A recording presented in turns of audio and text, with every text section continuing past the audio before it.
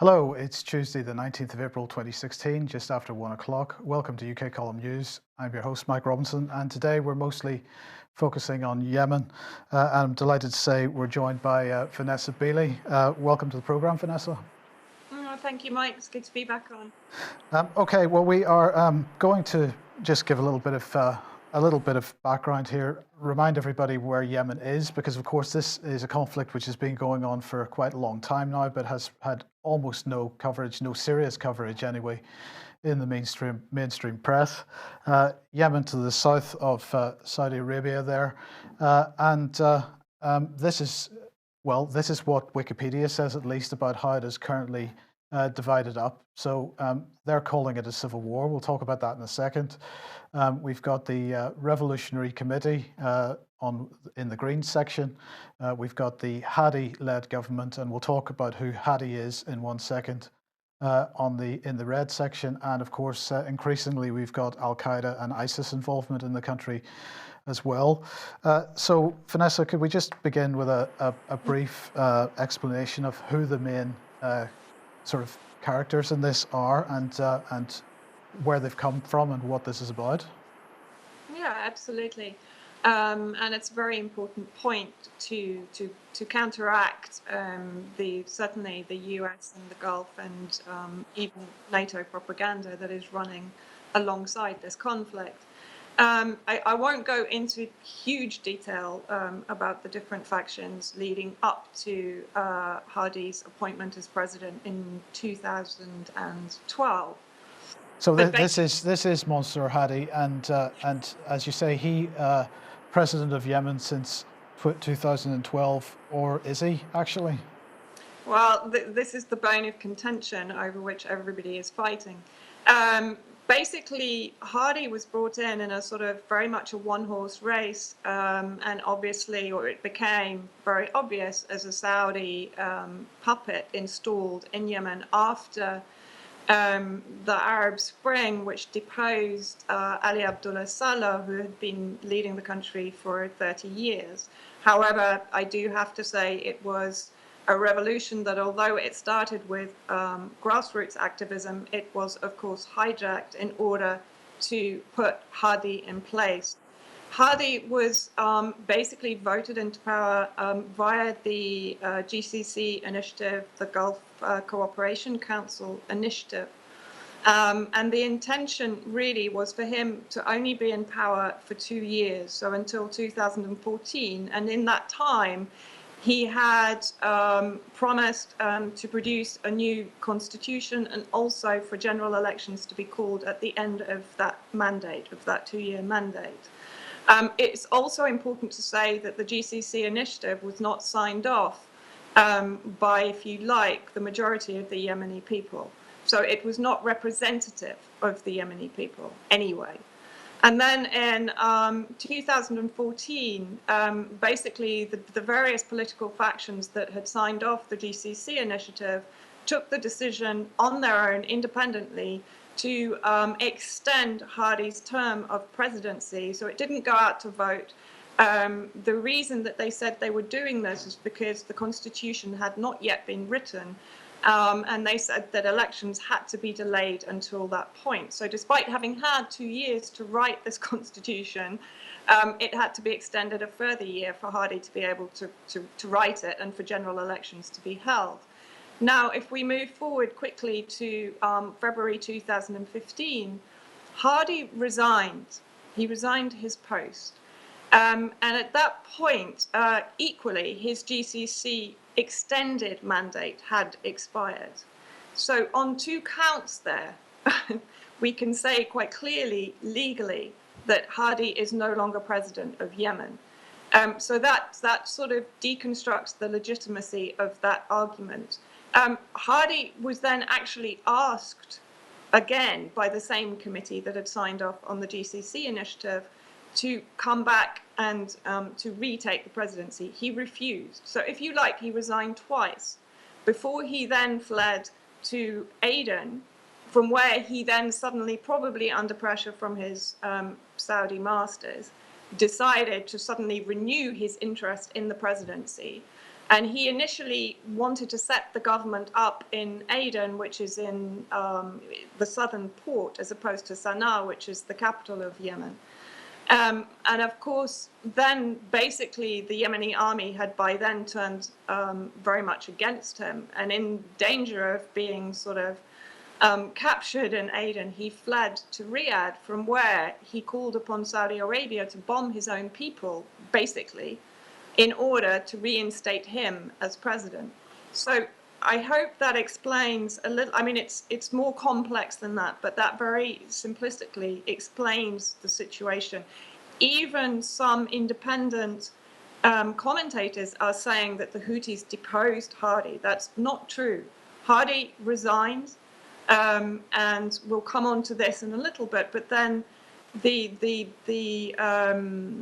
Yemeni people and the various political factions then went forward to produce the Peace and National Partnership Agreement. And as this was coming to fruition, and as a peaceful political solution was being found, and I can quote here from the UN Special Envoy, who testified to this in his statement of the 28th of April 2015, when this campaign started, in other words, when Saudi Arabia started to bomb Yemen, which was on the 26th of March 2015, one thing that was significant but went unnoticed is that the Yemenis were close to a deal that would institute power sharing with all sides, including the Houthis. So that's basically the run-up to the start of the war of aggression against Yemen, because there's no legitimacy to this genocidal conflict as far as legal terminology is. There's no basis in legality at all. So this is a key point. Just to reiterate it, there was a peace settlement on the table pretty much the day that Saudi Arabia began bombing. Yes, absolutely. Okay, well, now then what followed was a Security Council resolution from the United Nations. This is 2216. And this, well, tell us what this was about and who instigated it. Well, I mean, I've actually been, I was actually in the UNHRC for the 31st session during the month of March. I was testifying on behalf of the Yemenis against... That's March this year. Yes, against Saudi Arabia, particularly for the illegal use of US-supplied cluster munitions on civilian targets. But what was interesting during my time in the UN, what we realized more and more that this UN Resolution 2216 is in fact, it's a deliberate collective punishment, or it's being used, it's being abused, let's say, to deliberately collectively punish the Yemeni people. If we go back to this Resolution 2216, one, it is based entirely upon the legitimacy of President Hadi. So it's already based in an illegitimate argument, if you like. And before this resolution came into force or was adopted, there were various letters, one in particular from the Gulf Institute in Washington, decrying this resolution and saying, you know, there is no legal argument for the legitimacy of President Hadi. Therefore, this resolution should not go ahead. Unfortunately, the UN chose to ignore all legal arguments that were being put forward and the opinion of the Yemeni people to go ahead with this resolution. But the very important fact about this resolution, Mike, that we have to highlight is that we're seeing once more the UN is moving in lockstep with the aggressor and the human rights violator, as it did in Iraq, when, if you remember, it sanctioned crippling and punishing embargoes against the Iraqi people that eventually led to the starvation of over 500,000 children, not to mention the adults. What we are seeing here, again, I was talking with Professor Francis Boyle, who's a law professor in Illinois who specializes in these cases. And to quote from him, the UN embargo and blockade against Yemen and the Yemenis violates Genocide Convention Article 2 E, deliberately inflicting on the group conditions of life calculated to bring about its physical destruction in whole or in part. If we go back to Resolution 2216, it's an embargo against 5 named individuals. It's not against 27 million Yemenis, but it's been expanded to include a complete land, air, and sea blockade against 27 million Yemenis. And we are seeing a repeat of what we saw in Iraq. We're seeing starving children, we're seeing complete humanitarian aid blockades. We're seeing the Saudis bombing humanitarian aid convoys, convoys that are managing to get equipment, for instance, from Sana'a, the capital, to the north. They are being bombed on the road. So, you know, we're seeing a staggering complicity from the UN in what can only be called a genocide, and it should be called a genocide. Oh, okay. Well, if we look at Wikipedia and look at the mainstream media, of course, it's being described as a civil war, as we mentioned a moment ago. But aside from the fact that the Saudis are clearly bombing these people, it's not just the Saudis. We've got reports of Blackwater mercenaries and other mercenaries from other countries fighting for Saudi Arabia in Yemen. And of course, as you've just mentioned, of course, we have the use of cluster bombs, and this is an image of what it looks like inside a cluster bomb. So this is dropped, and when it hits the ground, it distributes a whole load of other bombs around the area. This in itself is a crime against humanity. But just discuss a little about the use of foreign mercenaries, because this is clearly not a civil war under those circumstances. No, it's not. I mean, it's nothing like a civil war. I mean, for one thing, as we've explained, there was a peace agreement on the table that would have ensured resolution between the disputing factions, such as they were, and you know, that resolution has been completely ignored by all the parties involved. I think another very important point to make is of the 5 permanent members on the UN Security Council, 3 are backing Saudi Arabia. So you have the UK, the US, and France. The UK has sold, as we know, over 2.8 billion in arms to Saudi Arabia since the conflict began. The US a staggering 33 billion. Lockheed Martin has just set up technology centers in Saudi Arabia to manage the weapons that they're selling to Saudi Arabia. And France, as we know, has just signed off on an incredible deal of $7.5 billion to Qatar, who are a member of the Saudi coalition. So yes, if we look at this so-called, as it's being portrayed, civil war, it consists of a coalition of 10 nations. Saudi Arabia, United Arab Emirates, Bahrain, Kuwait, Qatar, Egypt, Jordan, Morocco, Senegal, and Sudan. And then on top of that, as you've quite rightly mentioned, we have the mercenaries that are being imported by Saudi Arabia because basically they're too terrified to fight the Houthis on the ground, it has to be said. So they're bringing in paid mercenaries to do that job for them. And they're failing dismally. I mean, fundamentally, what we also have to understand is that on the ground, the Houthis are making, or Ansarullah, as I will call them, again, the media narrative in the West and in the Gulf is very much the Houthi rebels. What we have to understand is that Ansarullah is now a movement. The Houthis, by the way, if we're collectively punishing the Yemeni nation because the Houthis have dared to resist Saudi neocolonialism and oppression, are less than 1% of that population.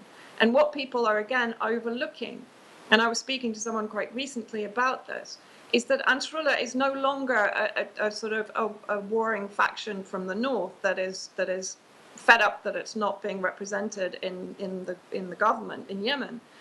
It's now become a sort of universal movement that has also incorporated Ali Abdullah Saleh's party, the General People's Congress, to some extent. In other words, they make allies because they are both opposed to Saudi occupation or proxy occupation. But what we need to really understand is that the Ansarullah movement has become an incredibly popular movement among the Yemeni people because they perceive it to be a movement that is resisting Saudi oppression and above all corruption. Yemen has lived about 40 years now under Saudi corruption, blackmail, bribery of their leadership, and they don't, that they will not accept this anymore. And so Ansarullah, if you like, has been the beacon that they've all headed towards, but it's now become a huge movement. So it can no longer be described as purely the Houthi rebels. It's a popular resistance movement against the Saudi coalition. Right. Well, before we move on from this, obviously the third group, the white group, if we remember that map that we showed a few minutes ago, was labeled as Al Qaeda and Al Qaeda affiliates, which include ISIS, I suppose. So what is their part in this? Are they simply taking advantage of the overall chaos, or is it the case that that there are other external forces pushing them into this region? Well, again, that's an interesting question. I would say that it's very clear that prior to the Saudi war of aggression against Yemen, the Yemeni army and the Houthi fighters were actually dispatching ISIS AQAP very successfully. They've driven them out of most provinces that where they had taken any degree of control or power.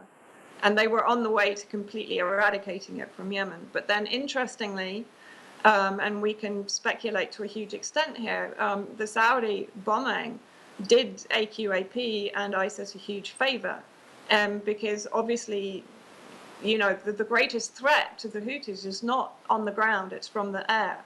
And so while they are being attacked from the air, they're unable to be as effective on the ground as they could be. I was actually speaking to someone last night in Yemen, and he said to me, look, if the air campaign stopped, we would cleanse Yemen of AQAP and ISIS in weeks.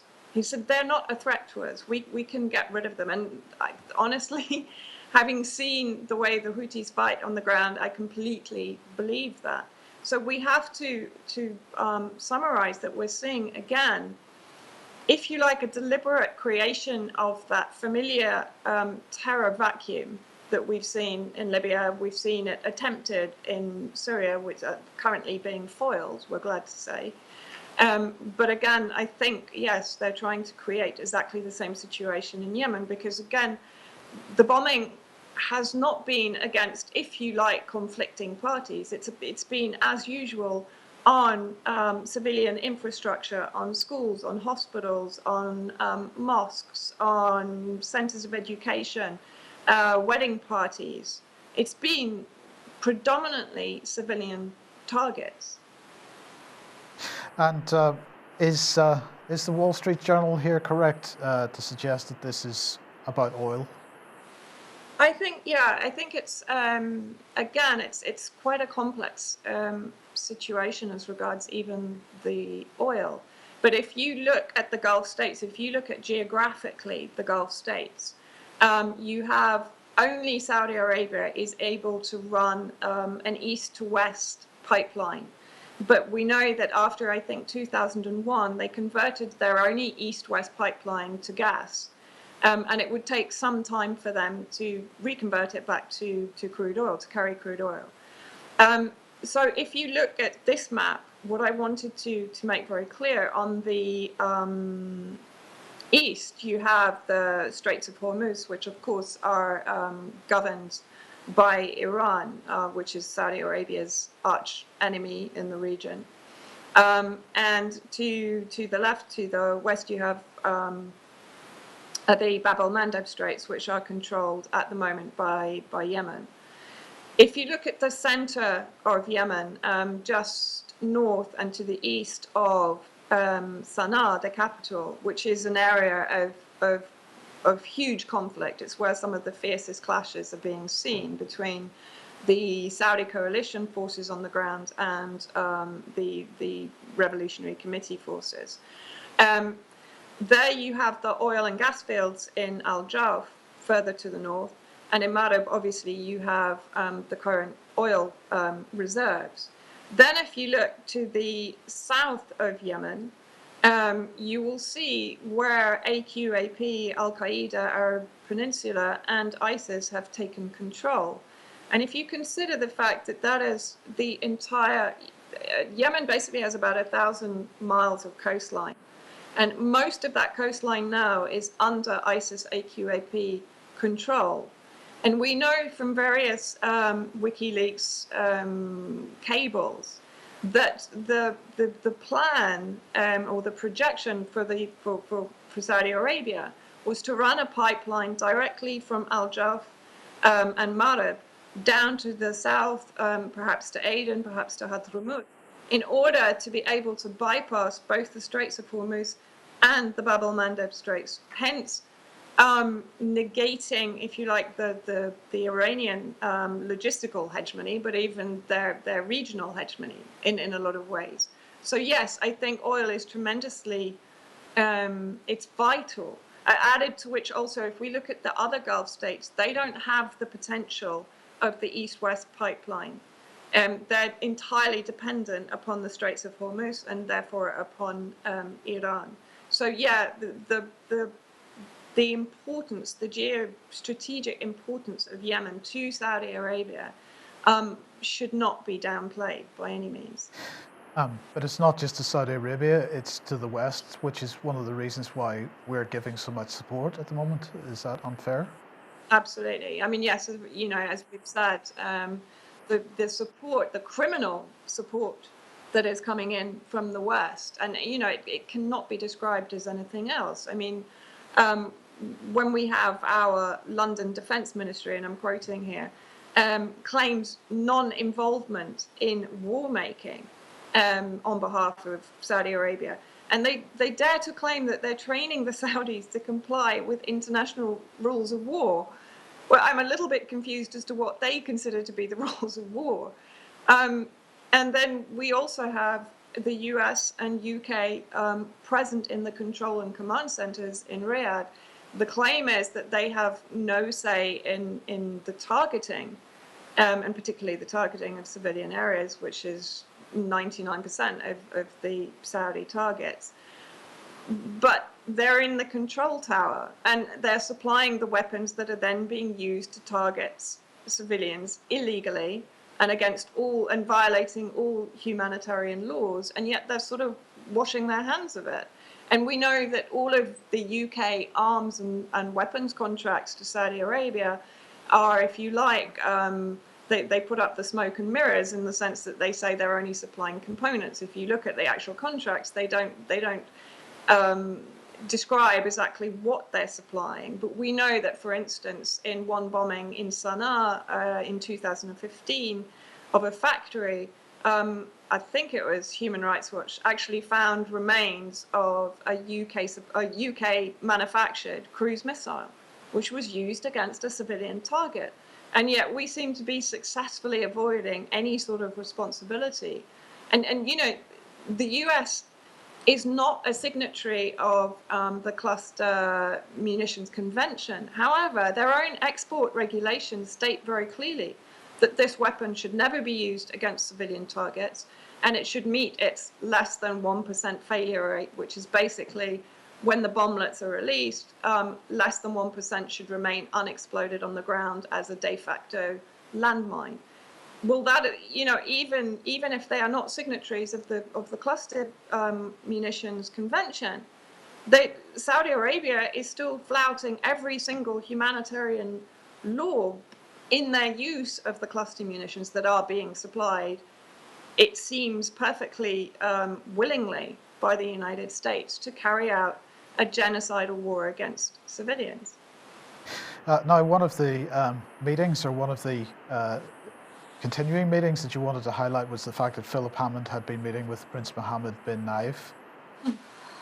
What was your particular concern about this?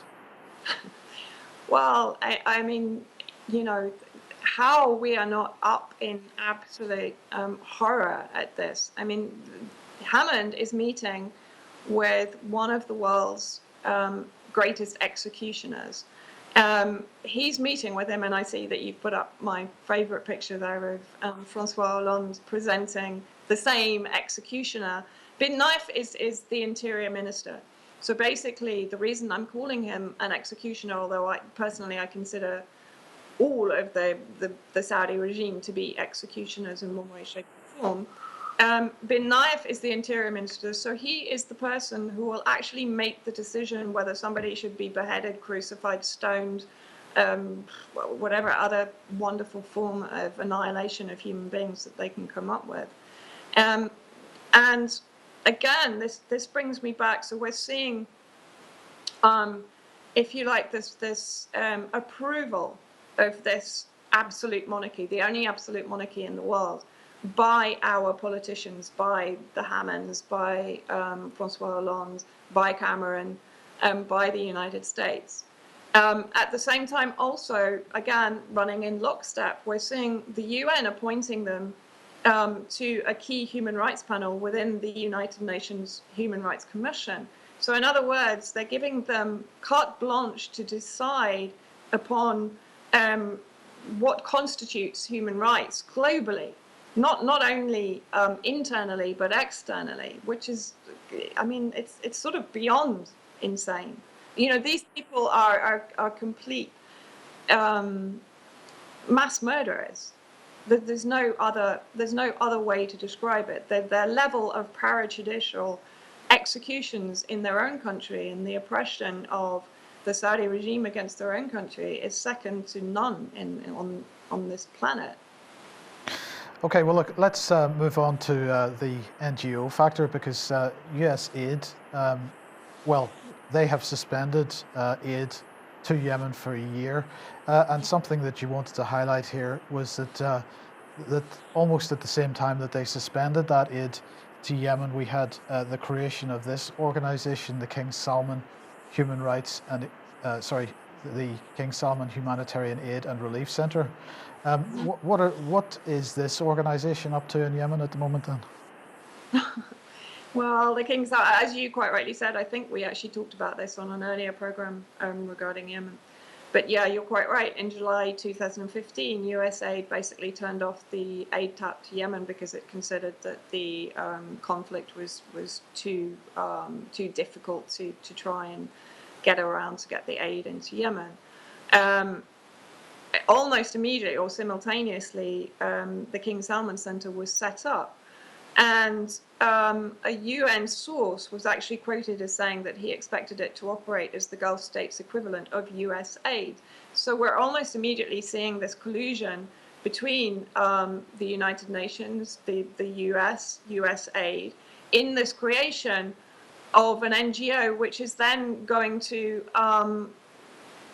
humanitarian, in a humanitarian aspect, repair the damage that it's doing by bombing Yemen in the first place. I mean, this is the sort of, you know, as I said before, the chutzpah of this can only be compared to Israel flattening Gaza and then being tasked and paid to rebuild it. It's exactly the same process. And during the time that I spent in the UNHRC, I had the misfortune to attend the King Salman Center presentation to the UN, in which they described themselves as saviors of all humanity and huge contributors to the better of mankind. Well, I mean, they must be, because they've got all these people in partnership with them.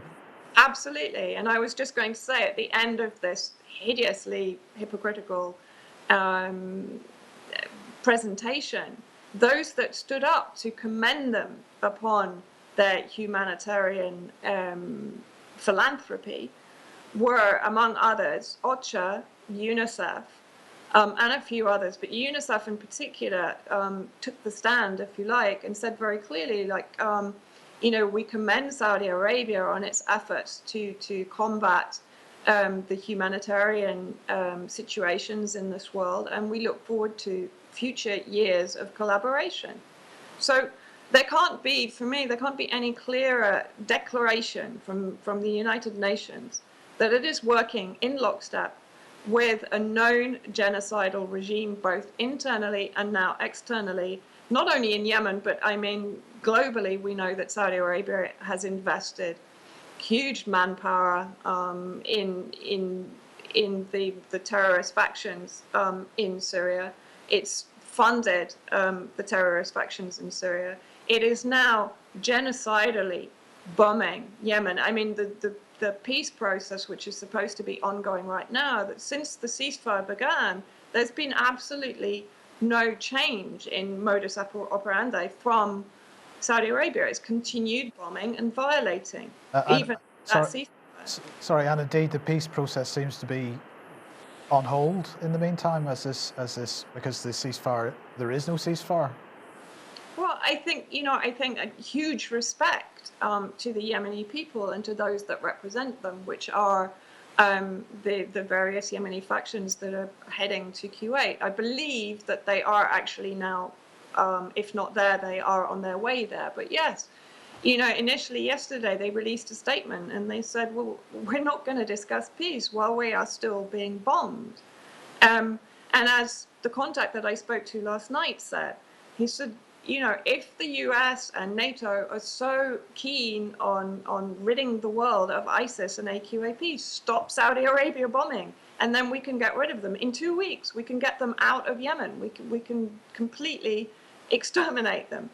So, are we seeing again this complete the double speak or treble speak? I don't know what you call it.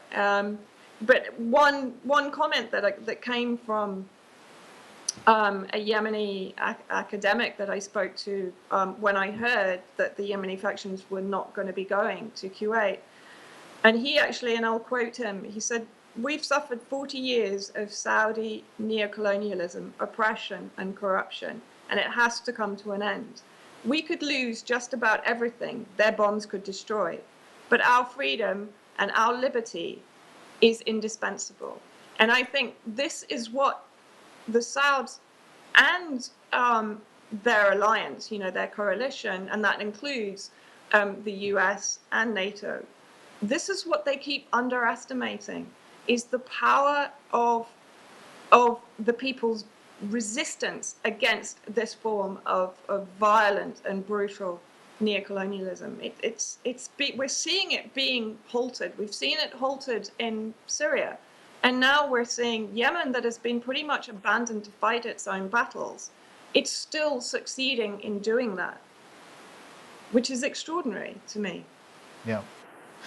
Yes. Well, okay. So we're going to show some images in a second, which some people may find a little disturbing, but I think it's fair enough to sort of not underestimate what is actually happening to people in Yemen. Now, you've been quite prolific in the last couple of weeks on 21st Century Wire. And this is one of your articles, again, making the point that the UN is whitewashing the war crimes in Yemen. And one of these is the fact that that children and babies are starving at the moment.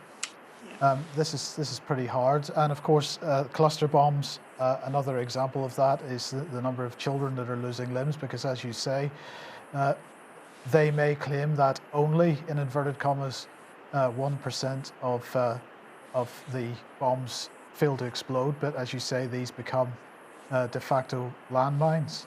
And then there was this hugely tragic story. Tell us about this one. Yeah, this is the story of Abdul and Marwan. They were basically they were from Hadja, which is in the north, which is the area that has been hardest hit, particularly by the cluster munitions. Of the over 60 recorded instances or uses of cluster munitions, Sada and Hadja have been hit probably over 35 times now. And we're pretty sure that this was a cluster munition hit. The 12 members of their family were massacred in this one strike. These two boys, as you can see, are suffering what looks very similar to the napalm burns that we saw in Vietnam and in other areas as well, but particularly in Vietnam. They were on their own for 2 weeks until they were found in this appalling state, having been on their own, having lost their entire family. Those that found them tried to take them for treatment. The local hospitals were unable to treat them because, again, they've been targeted and bombed. They don't have electricity. They don't have the medical equipment. So they had to be taken a lot further. And during that journey, they died. So I think where their story, for me, I just find incredibly moving because it's so representative of what is actually happening in Yemen. The use of cluster munitions, just to explain what they do, the outer casing detonates in midair and it releases up to 2,000 smaller bomblets, which can then cover an area of up to 30 acres. If you imagine, on a conservative basis, a large football pitch. So the molten, and actually it was Patrick that pointed out to me, they actually even score the outer casing so that when it explodes, and it's obviously molten metal at that point, the shards of metal are so sharp that if you just touch them with your finger, it'll cut your finger.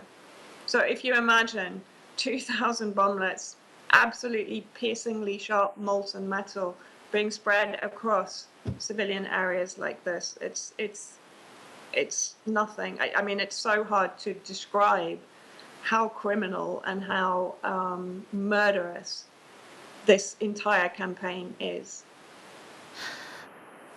I think we're gonna end more or less with one final question, Vanessa, and that is, in your view, if Britain and the United States weren't driving this, if our government wasn't driving this, would it be happening in the way that it's happened? Would it be happening at all? No, I don't think it would. I think if our governments did what they should be doing, which is to prevent any sort of illegal war of aggression, then this war would not exist. The people of Yemen would be creating their own government right now and probably living closer to the democratic principles that we keep foisting onto other nations when we can't even adhere to them ourselves. So put very bluntly, and I think, again, one other point very quickly to make is that the UN has failed, despite clamoring for them to do so, to actually send in an independent inquiry commission. The only commission in existence at the moment is a national commission, which is headed up by Hadi, funded by Saudi Arabia, and run by people who are Hadi loyalists. The UN has failed to put together an independent international commission that can go and investigate all of the war crimes, because there are going to be war crimes on both sides. But there's nothing in existence that can even be used as a barometer against which we can judge whether this war is illegal or not. There's nothing in existence. So no, this entire war of aggression is based completely in illegitimacy and illegality. Yeah. Supported by our governments and armed by our governments. Indeed. So the problem, in order to solve this problem, we've got to deal with our governments. Is that Yeah. That's Yes. pretty much it. Right. Now, of course, you are going to be speaking at AV7 in May. I wanted to mention this. We mentioned this tweet from the Foreign Office yesterday, but I just wanted to get some comment on it from you, and maybe you could say something about what you'll be talking about at AV7. But Foreign Office here tweeting out yesterday that UK aid is helping to provide clean water, sanitation, and essential medicines and funding for NGOs and charities helping local people affected by Daesh. Okay. Wouldn't it be an awful lot more useful if they just stopped creating Daesh? Well, thank you for the intro into what I'll be talking about at AV7. But what I will basically be covering, and we covered it a little bit today when we talked about the collusion between USAID and the King Salman Center, and the creation of this entire humanitarian situation that need never have happened, but of course is now requiring NGO infiltration into that country in order to repair the damage that's been done. Basically, I'll be talking about the fact that NGOs are a capitalist hegemonic concept created by our own intelligence agencies, be it MI6 or be it CIA, in order, in a sense, to be used as fifth columnists, infiltrators into target nations, tenderizers of people, as I put it, mission creep organizations, most of them government funded, most of them state funded, most of them funded by non-philanthropic organizations and foundations. And I think the important thing, or the important idea to take away, is that capitalism is not going to create something that's going to sink its own ship. So anything that is being created out of capitalism, out of imperialism, is certainly not going to be allowed to become a tool that can be used against it. And if we put that in a very, in that simplistic way, it certainly alerts us to the danger of accepting NGOs as being the unassailable power for good, which they are definitely not. Brilliant. Okay, well, look, thank you very much for joining us today, Vanessa. We'll have you again very, very soon, I hope. But in the meantime, look forward to meeting you in May. And I'd like to say thank you very much to everybody for watching today. We'll be back at the same time tomorrow, 1 o'clock. See you then. Bye-bye.